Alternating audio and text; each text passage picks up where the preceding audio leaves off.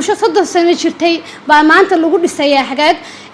waxa aad u bogaadinaya naftayda iyo walaalaha iyo familygayga iyo bulshada Soomaaliyeedba in aad looga faa'iideysto nafsadooda la maalgashto suu Ustaad Mascuud inoo sheegay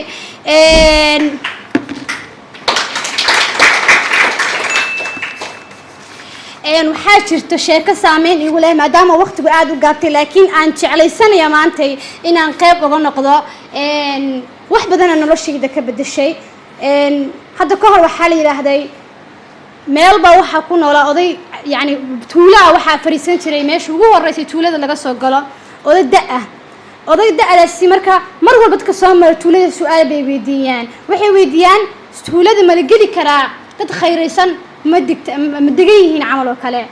markaas hadda koob waxa soo maray laba nin baa soo maray labadii nin wixii ugu horeeyay weydiiyeen waa su'aashii macruufka ahayd bulshada meel khayray dad khayraysan ma degan yihiin oo la degi karayo markaas wuxuu ku yiraahday adigu maxaad aaminsan tahay markaas waxaan aaminsanahay tuuladan inay balaayo degan tahay markaas haddaba iska laabo balaayadii baa deganay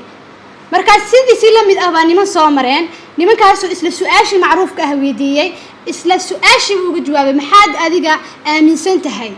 markaasuu yiraahday waxa aaminsanahay khayr iyo baraka iyo